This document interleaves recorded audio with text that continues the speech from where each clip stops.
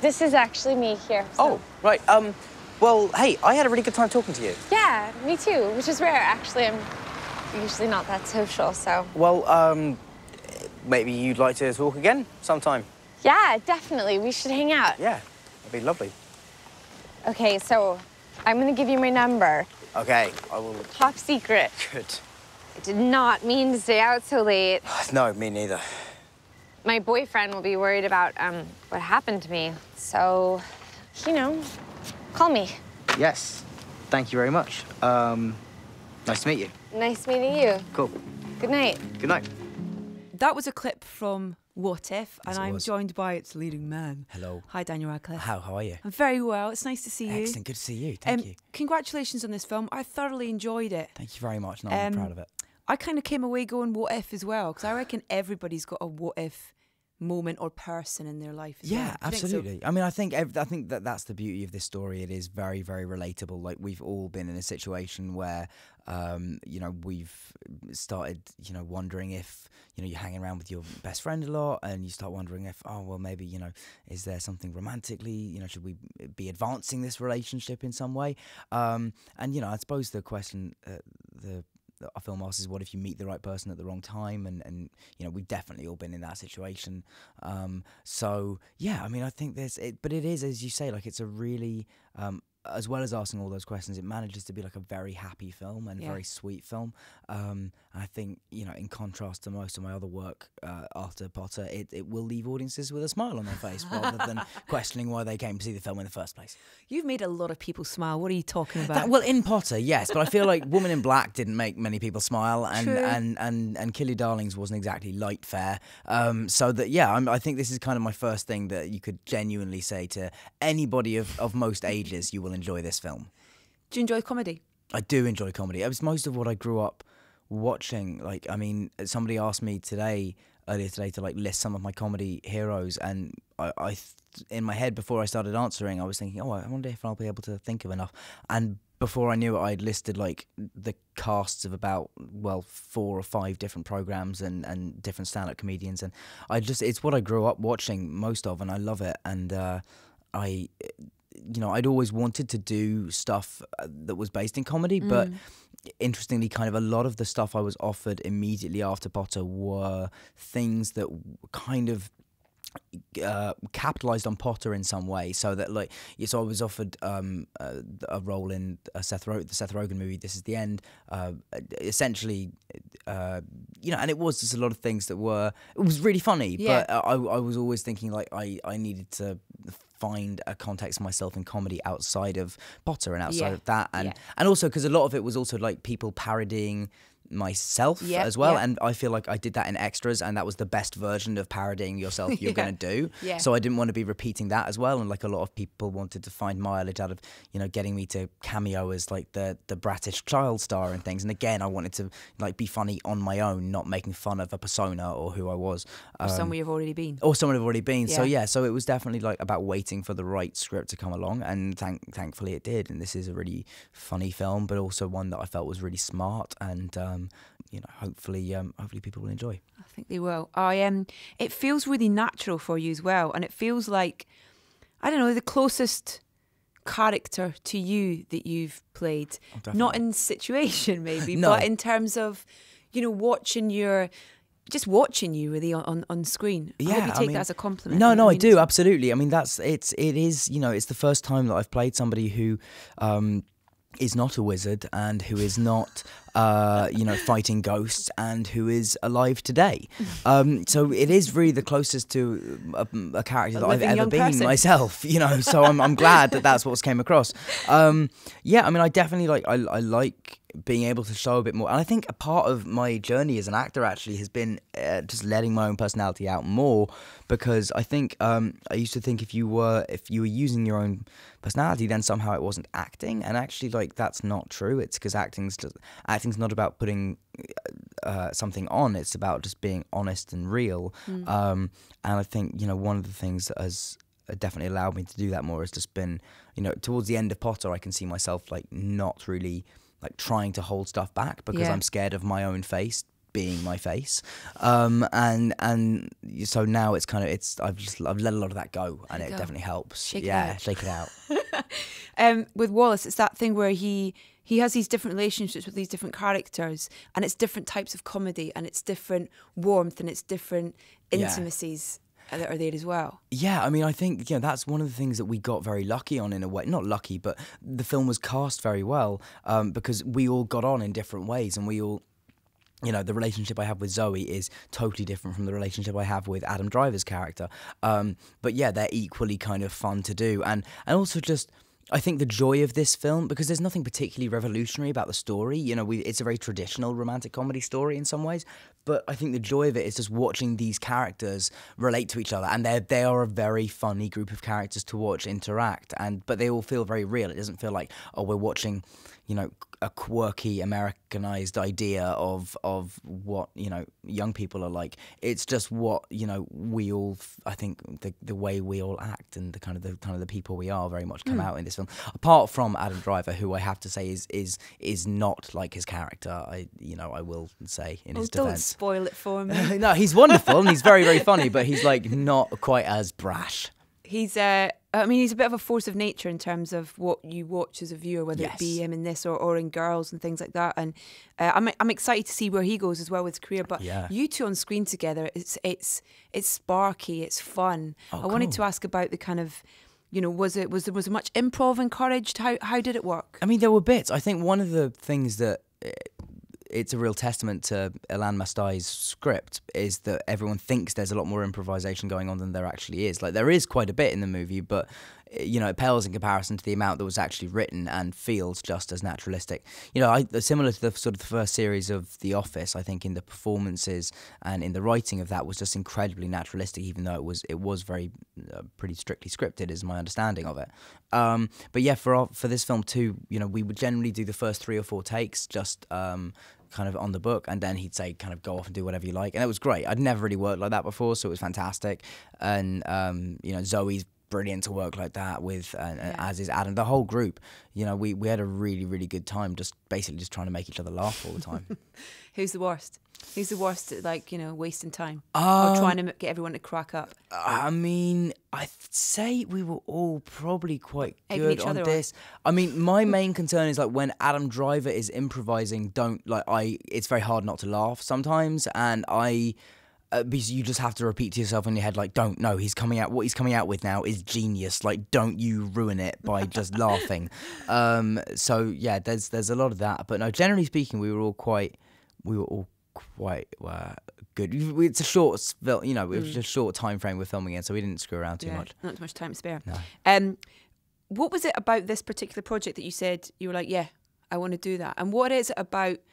What is it that you, I don't know, want to, or that makes you say yes, I guess, to the different projects that you have done and will do? I mean, what do you look for? You can't really. I just look for things that I don't look for anything specific to genre. Like, I don't think like, I want to do this type of film next or this, because if you work like that, you'll be working just sifting through scripts forever trying to find the thing you're doing next.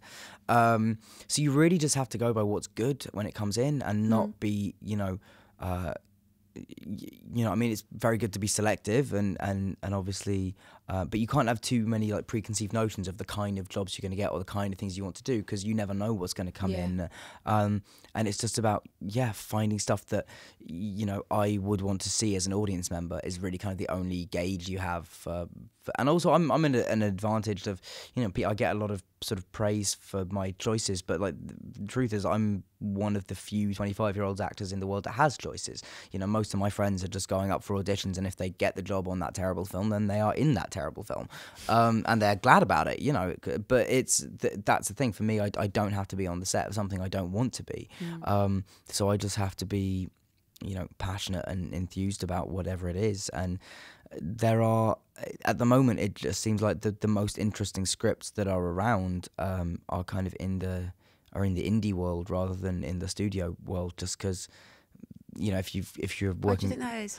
I think because in the studio world, you need every decision is being made by 20 people. I just did a movie with Fox earlier in the year, and it was fantastic. But it's interesting, just like the process of getting like a line changed, for example, is so different than if you're on an indie movie and the writer's on set. You can just be like, hey, I want to look at this, and then we can look at it. And when there's, if it's on a film like that, it has to. Lots of people have to look at it. Yeah. And I think there's the same with when it comes to like Frankenstein, that movie I made with them is far and away the boldest film coming out of a studio that I've seen, because it's the most original and imaginative thing I've read from a studio in the time since Potter. But I think that if you have to get 20 people to agree on one thing, you're generally going to agree on a kind of homogenized lesser version of whatever thing you were looking at to begin with. Which is why I think that everyone. It's why you see the certain type of, people getting cast in a certain type of movies, because there are certain looks which everybody can agree upon is, attractive, or is, whatever it is. So it's, it's one of those things. It's why there's a lot more room for difference in the indie film world, I think. Do you still audition though? Do you still have to audition? It depends what it's for, but yes, I mean, it depends on the level of things. But like, absolutely, yeah. I mean, I'm definitely not averse to auditioning, and if there was something that I really want and the director doesn't think I'm right for it, but I think I'm right for it, then sometimes you'd just be the kind of thing where you just like say, okay, I know you think I'm wrong for it, but I'm going on tape anyway, or I'm going to come in and audition anyway, just because I want to prove you wrong. I remember that's when I sat down with. Alex Aja, who directed Horns, which is a film that I've got coming out later this year. The first time I sat down with him, I knew I'd been told beforehand that he pictured the character as being a lot older than me, and that he wasn't. That he sort of had another actor in his head. Yeah. And I remember, like, just before I went down, I said to him when I sat down, I was like, I know you don't think I'm right for this, really? And I know you don't, and I know you think you're somewhere else, but I know I'm right for it, and let me tell you why. And then we chatted for like a long time.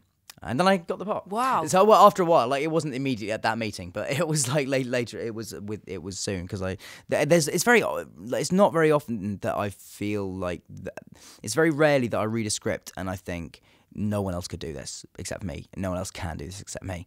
But I've had it with a couple of them now, and that was definitely one of them. Horns. We've seen some images for that. I'm really excited to see it. Yeah, it's a crazy movie. Yeah. But it's really, the director of that, Alex, is just like one of the most. I mean, if I could eventually one day be half the director he is, I'd like that.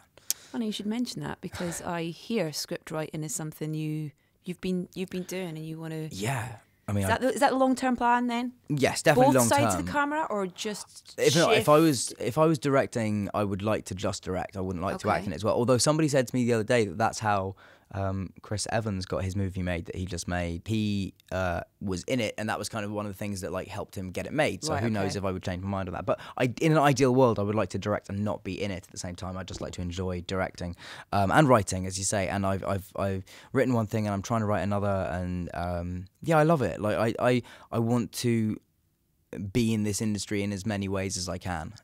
So because also like acting's for acting's for young people. Oh, come on. Yeah, no, not really, not really. But I want a backup plan. Like it's hard work. You have to run around all the time. You've been doing it for quite a long time already. Yeah, do you know absolutely. What I mean? Like I definitely I get that. I definitely want when I'm in my dotage, I would like to be. Not that directing films is a walk in the park.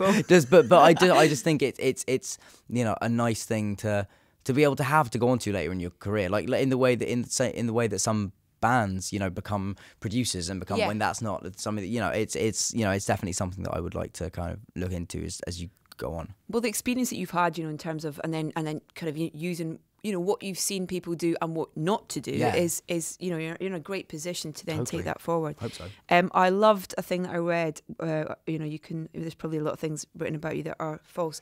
This might be one of them. The Fassbender train of thought. Is this true? It's half true. Okay. It's became this thing that people have been asking me out, like, what's the Fassbender test that you do? And it's like, no, it's not a test I use for every decision in my life. It's just there was a very specific situation where basically when it boils down to it, I was asked to do an advert in connection with a film that would have got the film a lot more marketing money and a lot more attention perhaps. But we had to, the director had worked with Fassbender, and we were talking, and we were just going like, we were talking about the thing, and we were like, is this the right thing to do for the film? Tonally, does it compromise us in any way? And then I remember just saying to him, well, would Fassbender have done it? And he was like, no, definitely not. So I was like, well, no, then I won't. Because I think, and who knows, maybe he'll just go and do he'll start doing Frosty's adverts before I know it. But like, I don't envisage that as a thing that's going to happen. So, I like what he does with his career, and I like how he handles himself and how he promotes his films. And, so I guess I looked to him for that. But it was as to, it was what would Fassbender do when asked to become a, corporate mascot. That was kind of the full question. And finally, well, before I finish off talking about the film, Comic-Con, did you have fun? I did. I loved the story of you being dressed up. A Spider-Man, yeah. I went to Spider-Man this year, which is half childish wish fulfillment to actually be Spider-Man, and half, pardon me, and half that, that's the only way I could have walked around the floor on Comic-Con. But yeah, it was great. I had a fantastic time there. It was crazy and intense. The lengths people go to for their outfits are amazing. Like, they're better than they make them. Most of them. I know. I actually talked to some of the guys from Marvel not long ago, and they were saying, like, yeah, we're just going to wait for somebody at Comic-Con to build an actual Iron Man suit, and then we're just going to buy it and use it for the film. Like, they can't wait for that to happen. It's the only way you can go out to, like, big public places, by being in disguise pretty much without being bothered. Yeah, well, no, I mean, I can normally, my disguise is just a baseball cap, but the same thing sort of applies. In Spider-Man, I can just go around with my head up, which was quite nice for a change.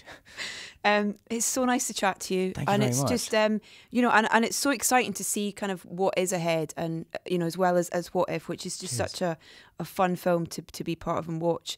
But it's exciting for what's ahead as well. Well, I hope so. It's only the beginning, one hopes, touch wood. Awesome. Daniel, thank you so much. Thank you so much. Thanks.